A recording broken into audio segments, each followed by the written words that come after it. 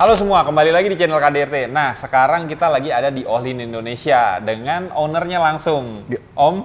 Siap, selamat siang. Siang Om, sehat Om ya? Alhamdulillah. Nih, jadi memang kita dapat kesempatan lah untuk tahu lebih tentang teknologi suspension, terutama Ohlin Indonesia. Nah, di sini juga Om menyediakan after sales melalui bengkel langsung Om ya? Ya, betul. Nah itu apa aja sih Om di sini bisa Om? Kalau after sales kan macam-macam. Ya, jadi kita pertama mulai dari garansi 3 tahun. Oke. Garansi 3 tahun untuk kerusakan. Kedua itu benefit yang kita kasih adalah untuk men-setting suspensinya. Settingnya mulai dari setup misalnya motor, mobil sampai keluar di jalan atau di track. Berikutnya lagi untuk performance-nya kita ada namanya dyno shock-nya. Oh, ada dyno shock. Ya. Nah, sebenarnya kita datang ke sini nih pengen lebih belajar tentang teknikalnya nih Om. Boleh nggak nih Om dikasih kesempatan nih Om ngobrol-ngobrol nih? Boleh, nah, silakan. Oke. Berarti kita boleh ke dalam nih Om, ngeliat gimana cara kerjanya nih Om. Boleh. Boleh Om ya? Ya. Yuk kita lihat. Nah Om, nih sekarang kita ada di mesin dyno test nih Om ya. Ya. Nah Om, beda nggak sih Om antara dyno test engine dengan dyno test suspension Om? Sebenarnya cara kerja mereka kan mesin dyno untuk men-tuning ya, nyari yang performance yang terbaiknya. Jadi kalau di mobil mungkin lebih tepat dibilang begitu ya.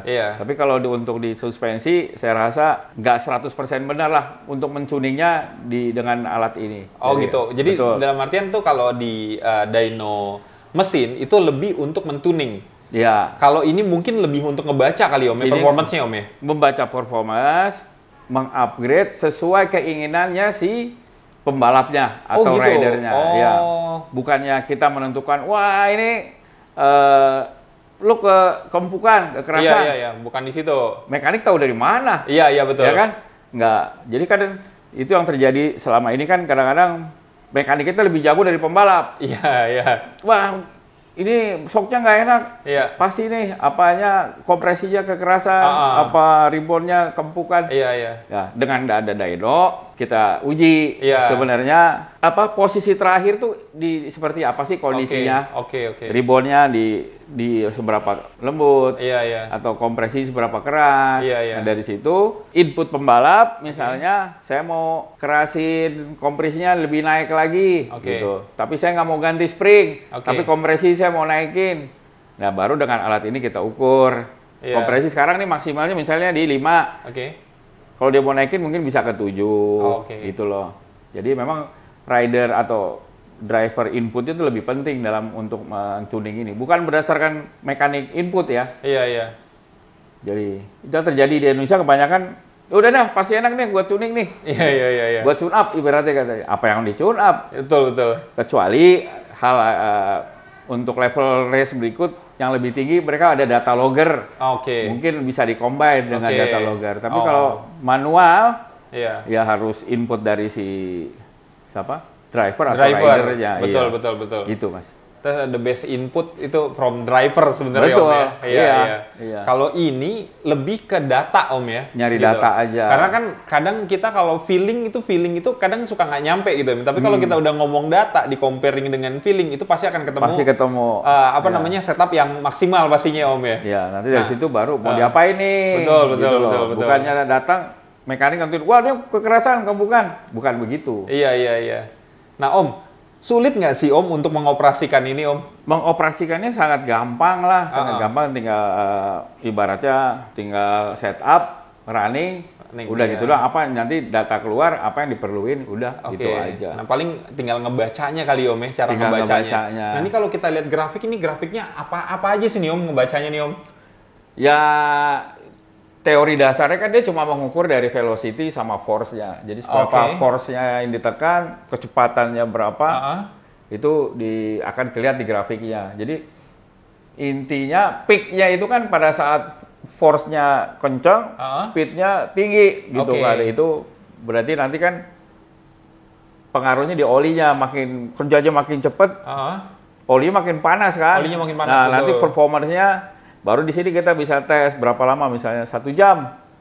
sejam itu nanti berubah nggak velocity-nya gitu Om ya? Iya, misalnya dalam kalau shocks yang bukan performance, biasanya kan 2 lap atau 3 lap, dia masih ukurannya masih stabil tuh grafiknya. Tapi kalau udah lebih dari 3 lap, 4 lap, mulai panas, nanti mulai grafiknya mulai keriting. Oh, mulai keriting ya?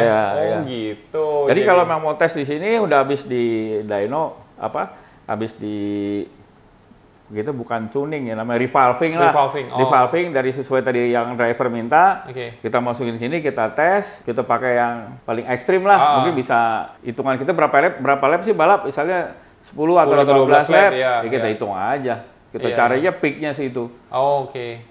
Nah, Om, kalau revolving seperti itu Om, misalnya kayak contoh misalnya produk Ohlin nih Om, ini kan ada valving yang memang defaultnya Om ya, dari pabrikan gitu kan. Nah, ketika merevolve itu, Om bikin sendiri apa memang dari Ohlin itu emang udah nyediain Om? Jadi keuntungannya di Ohlin ini dia kan research base-nya udah di sana. Jadi setiap dia bikin suspensi atau shocks untuk mobil atau motor apa, dia udah punya. Revolving-nya. Misalnya kayak gini nih, dia kelihatan misalnya nih C yang merah C1, ya, yang kompresinya antara misalnya yang biru C2, kamu mau naikin lagi ke C3, nanti ini SIM-nya apa yang mesti diganti udah ada.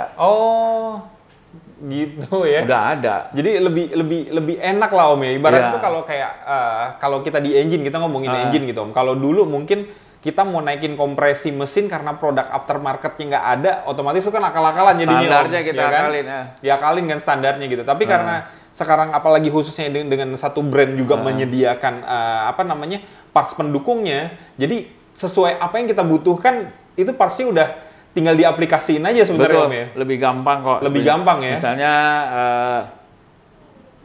dari tadi yang C5 kompresinya mau dikerasin ke C7 gitu. Tambah aja misalnya 1 mili, misalnya kan 1 mili. Nah 1 mili itu kan juga ada komposisinya macam-macam. Ada yang 1 biji, SIM-nya 1 mili, ada yang 2, 0,55, ada yang 4. Nah Ohlin itu kelebihannya di situ. Jadi nanti tapi kembali lagi nanti akan dites lagi si pembalapnya. Seberapa sensitif dia. Misalnya kalau yang dikerasin tambah 1 mili dengan satu plat, atau mau 2 plat, atau 4 plat, tapi totalnya 1 mili. Gitu. Nah Om, biasanya nih Om, kalau yang beli suspension nih Om, dengan default pabrik, ada nggak sih Om pembalap-pembalap yang kritis gitu Om, pengen revolve lagi dong, biar lebih enak gitu? Biasanya ada nggak sih Om? Kalau di kita? Baru beberapa pembalap sih yang gitu. Ya, tapi juga mereka berdasarkan tes dulu, nggak berdasarkan orang lain ya. Syaratnya dulu ya. Syaratnya harus si drivernya yang ngomong. Mungkin ada beberapa yang pembalap dari junior baru main, dia bilang, wah ini nggak enak. Ya kan, apanya nggak enak? Nah, itu mulai bingung kan? Gitu. Jadi harus sama-sama belajar sih. Betul, sama-sama belajar. Kalau dia pun mau belajar lebih enak. Dia tahu sebenarnya apa yang dia rasakan, apa yang mau diperbaiki, itu yang penting. Betul. Kalau inputnya salah, ya outputnya ya salah. Betul. Gitu kan. Gitu aja sih. Sebenarnya simpel kalau sama-sama mau belajar. Karena nggak bisa juga kita ngomong dalam artian input dari pembalap, wah nih rasanya nggak enak gitu kan. Tapi kita nggak bawa data. Jadi nggak punya dasarnya, parameternya nggak ada. Kan itu. Misalnya kan kembali lagi saya bilang, kalau udah top level championship, mereka pasti pakai data logger, betul. Itu lebih fair. Betul. Jadi rider mau ngomong apa, data loggernya ngomongnya apa aja. Kalau udah nggak nyambung kan kelihatan. Kelihatan, betul. Kalau kita sistem manual gini kan, rider bilang, suspensi nggak enak. Mekanik mau ngomong apa? Benar. Yang ada juga, nanti gue kerasin. Betul. Paling ngukurnya dari struknya, wah struk lu udah habis. Paling ganti spring, ya gitu doang kan. Jadi kalau ngomong presisi ya susah ya. Cuma feeling doang semua kan. Ya paling cara paling gampang lihat stroke doang. Nah, habis apa kagak udah. Gitu, Om ya. Ya paling gimana kalau nggak ada kan? Karena memang apalagi kita ngomongin di sirkuit gitu Om, yang ibaratnya tuh kita nggak mungkin tuh ada mesin seperti ini di sirkuit gitu kan. Terus juga kita bukan seperti balapan F1 yang mungkin memang segala data telemetrinya itu terkumpul di dalam apa namanya dalam satu event itu gitu kan Om ya. Betul. Jadi bisa ngebacanya itu bisa lebih cepat gitu kan. Nah sedangkan kita ini kan mesin seperti ini ada di workshop dan sedangkan untuk pengetesan kita ada di sirkuit gitu kan. Nah berarti kan pada saat di sirkuit itu seperti Om bilang tadi paling mekanik itu cuma bisa ngasih apa namanya ngasih solusi dengan ya mungkin klik bone atau ribbonnya aja gitu kan. Dampingnya ya atau compressionnya gitu Om ya, atau sebatas cuma spring rate-nya aja gitu kali Om ya. Kalau di sirkuit sebenarnya kan cara setting simple. Yang penting selama pertama stroke kan, stroke-nya udah aman, berarti kan baru aman. Baru setting berikutnya kompresi sama rebound kan. Ya kebanyakan kita kan males, pokoknya kompresi rebound dulu. Sedangkan padahal ini udah mentok. Ya kan? Yang banyak terjadi adalah udah mentok, dia merasa keras. Wah ini keras, shocknya keras amat. Iya. Ya kan? Padahal udah habis. Padahal udah bolak-balik udah terlalu empuk gitu. Udah terlalu empuk. Iya. Jadi ya itulah, ya harus sama-sama belajar. Kita juga bukan menggurui, maksudnya ngasih tahu. Banyak sih gitu. Ya, sebenarnya sih bukan lebih menggurui sih, karena kan Om kan di tempat yang ahlinya gitu Om. Gitu kan Om yang mempunyai teknologi dan juga ilmunya untuk suspension ini gitu kan. Jadi ya apalagi khususnya kayak walaupun saya balap tapi saya kan awam untuk masalah men-setupnya Om. Jadi butuh komunikasi yang lebih banyak sama Om yang lebih paham ilmunya gitu kan. Karena kebetulan tahun inilah kita lebih aktif di Sentul kan. Ada beberapa banyak tim yang sudah pakai. Iya betul. Ya jadi juga saya bantu mulai dari setup awal sama-sama. Jadi kita juga dapat database dari Swedianya. Iya. Itu jadi lebih cepat untuk developnya. Mungkin nanti kalau traveling bandnya udah hilang, saya akan bawa itu mekanik-mekanik yang F1, yang apa. Wah keren. Iya kan. Kalau rally ya kita bawa yang mekanik WRC-nya. Kita lengkap di sana kan. Betul. Nah gitu. Om, kalau untuk mengukur travel nih Om, ini kan dipakein ini Om ya, insulok nih Om ya. Cable tease lah ya bilangnya. Ini supaya tahu seberapa jauh main travelnya Om ya. Betul. Jadi kan kadang-kadang mereka di sirkuit kan bilangnya ya itu sering terjadi adalah wah kekerasan. Padahal ininya udah di sini. Berarti kan keempukan. Gitu loh. Jadi saya memberitahu mereka pasang aja ini. Jadi biar lebih fair, kekerasan apa keempukan. Kalau emang keempukan kan udah kelihatan mentok. Kalau kekerasan dia kan posisinya jauh, karena harus dia terkompres, karena dia keras nggak bisa pakai kekerasan. Iya. Gitu loh Mas. Gitu, jadi saling belajar. Gitu. Kadang-kadang komplain dari jauh kan nggak enak. Mana gitu. Betul. Kalau dia sama-sama pasang ini lihat, oh iya. Tinggal dia preloadnya dia kurangin. Gitu. Iya. Nah Om, tentunya kan ini kan suspensi itu kan juga beragam ya. Ada mulai dari one way sampai sekarang mungkin ada yang four way gitu Om ya. Kalau F1-nya udah 5 way kan. Udah 5 way F1 bahkan gitu kan. Nah, tentu itu kan memiliki kesulitan Om ya. Beda-beda pasti cara setupnya Om ya. Cara setupnya sebenarnya sama aja. Jadi kalau di Ohlin itu kita dikasih software. Sebenarnya basic untuk setup dari awal. Intinya kan sama, semua kalau roda 4 atau mengenai sprang atau unsprangnya dari situ baru weight-nya itu berapa sih? Nanti mulai rekomendasi springnya berapa sih? Gitu loh. Nah, mereka kan nggak ngomong lihat kondisi track, apakah tracknya hancur atau bagus. Betul. Ya gitu aja sih. Jadi lebih cepat setupnya. Nah Om, biasanya tuh kan kalau tadi kan ngomong-ngomong masalah kan kayak kita mengukur dari bobot gitu kan Om, dari timbangan itu kan biasanya kita nyari weight cornernya sama cross weightnya gitu kan Om. Nah biasanya tuh kalau untuk men-setup keseimbangan dari suspensi itu biasanya gimana sih? Nyetel tinggi rendahnya aja apa gimana Om? Sama sebenarnya tinggi rendah juga penting kan. Nah ada beberapa case, misalnya ada pembalap yang senang lebih tinggi, ya kan. Ada pembalap yang lebih senang lebih rendah, lebih ceper. Kadang-kadang juga hasilnya kok yang tinggi lebih bagus, gitu kan. Kembali lagi sebenarnya si driver inputnya. Kadang-kadang begitu mobil yang rendah ini dipakai sama yang itu bisa lebih bagus. Karena karakter pembalap juga beda-beda. Beda-beda. Jadi nggak ada satu setting yang terbaik buat semua tuh nggak mungkin. Betul. Nggak mungkin. Betul. Jadi kalau ada bilang, wah ini dipakai dia enak, ya dia bawanya lain, karakternya lain, beban bobot badannya beda. Gitu. Tapi kan kebiasaan orang Indonesia kalau pembalap itu jago bagus, itu enak. Iya. Ya. Tapi ya kita mulai edukasi, nggak bisa sama. Iya betul. Bahwa itu pembalap beratnya beda, mobilnya beda, weight-nya juga beda. Cara bawanya beda. Ya. Betul. Tapi udah mulai ini kok. Udah mulai menarik lah pada mau menerima gitu. Iya. Belajar bukan belajar ya. Gitu. Iya, betul Om. Ini apa namanya input yang sangat menarik sih Om gitu kan. Terutama juga dalam buat industri motorsport di Indonesia gitu kan Om. Karena memang kan selama ini kita buta banget Om masalah data ini Om gitu kan.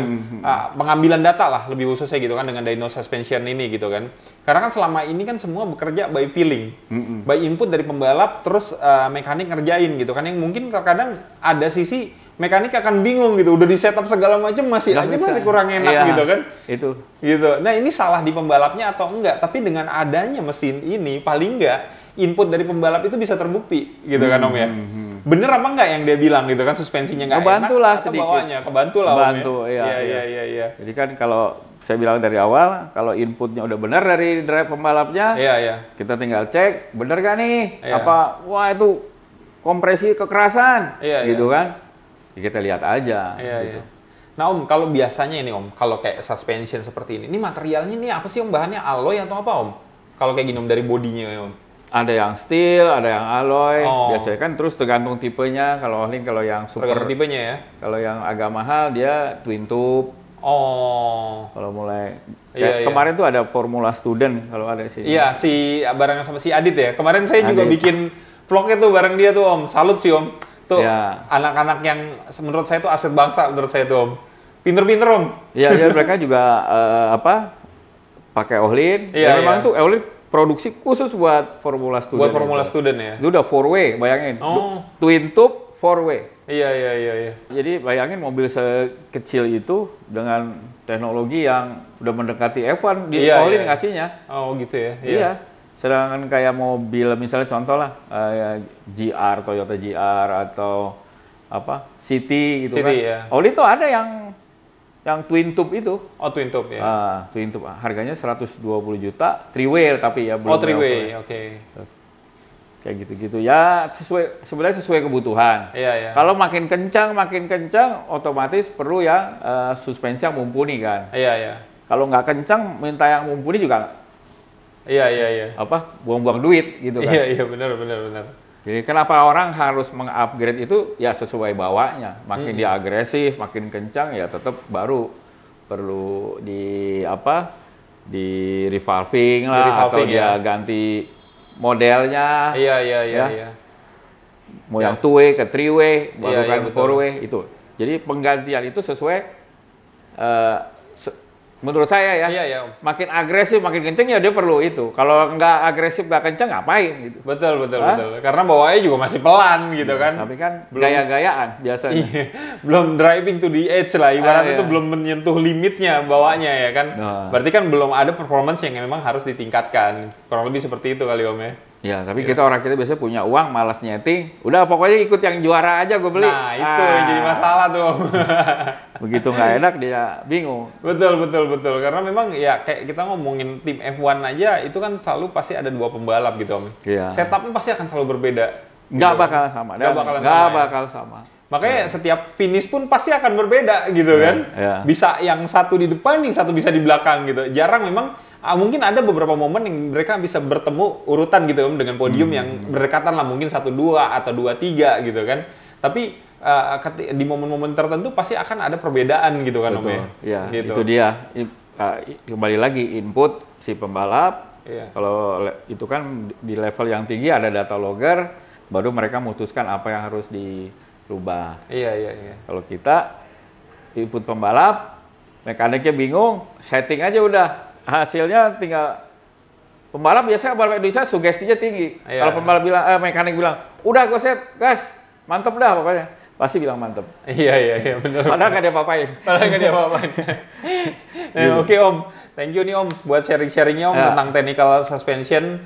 Semoga ke depan kita bisa banyak diskusi lagi Om, karena boleh. Tentunya saya nih Om yang pembalap muda nih perlu input yang banyak dari Om nih sebagai senior di otomotif gitu kan Om. Sama-sama. Sekali lagi terima kasih Om atas waktunya. Ya, gitu. Nah, buat kalian yang suka sama video kita silahkan like, komen, dan subscribe. Sampai jumpa di episode-episode selanjutnya. Baik.